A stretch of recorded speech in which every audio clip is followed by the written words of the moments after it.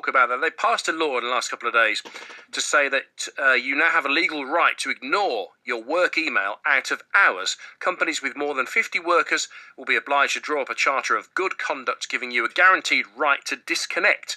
Martin Talks joins us, founder of Detoxing, a company that offers training and advice for workers and their bosses on how to be happy and healthy at work. Hi, Martin. Hello. I'm not sure, coming on the radio at 10:57 qualifies us, but we're sorry about that. And Lizzie Cree joins us. Lizzie's 24 and openly admits to checking and replying to work emails through the night, Lizzie. Is this true? That is true, unfortunately. Hi, Phil. Why? Why aren't you asleep? Oh, I don't know. Well, to be fair, I'm on the radio, but no, I have actually checked my emails a couple of times this evening as well. I think probably the main reason is I work for quite a small company, and just we're really focused on growing at the moment, and it becomes quite vital to respond to our clients and things like that. So that's probably the main reason. Martin, how often when people send a work email to someone who's on leave, is it just down to a bit of carelessness because they haven't checked what that person's doing and they could have perhaps diaried to send it when they're back? It can be down to carelessness, but I think it's also down to the culture in which we work and the expectation, even if people are on holiday, that they will respond. They might not respond so quickly, but they will interrupt their holidays to respond to emails. That's the expectation, I fear. How do you safeguard against it? I mean, can you see this law catching on here? Well, I'd like to think so. Do we need it? Does it need to be in legislation? Yeah, I think we do, but it's for the employees' sake, so that they can be happier. As you said earlier, we're trying to make people happier, more creative, more productive. But that's also good for companies as well, because they want a workforce that's creative and productive as well.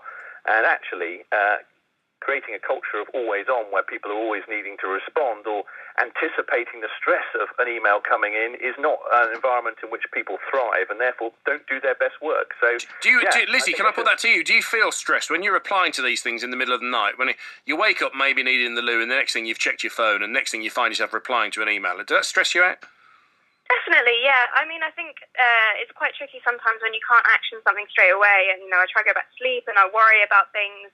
And it's difficult, you want to manage your clients' expectations and things, but you also want to be reactive and do the best you can in your job. So I do find it quite stressful and quite anxious, especially trying to get back to sleep again. Can I put a text to you from Sarah in London? She says, surely checking your emails is always optional. If you have your phone set up to ping with work emails even when you're on holiday, then you're asking for trouble. Just switch it off.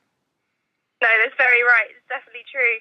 I think, it's tricky. It depends on your role, I guess, in the company and if that's okay. And also, I think it's a discussion people should have with their company and see whether it's okay for them to switch off. I really like the idea of this law that France brought in, but I think it is dependent on the company that you work in. And, I think in the UK we could probably put something in place ourselves just by chatting with our bosses and seeing if it's okay with them. Are you going as far to say on national radio that your boss is a slave driver? Absolutely not at all, no, not at all. Yeah, objection, Your Honour, leading the witness.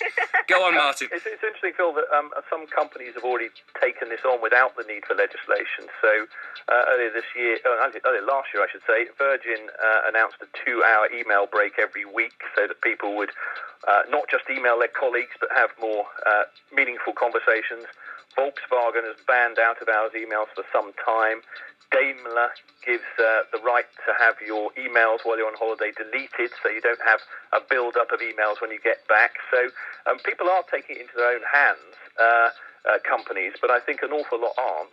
And although the French legislation is a good step in the right direction, it only applies to companies with over 50 employees, we shouldn't forget. Yes, and it's often the small companies where this is happening.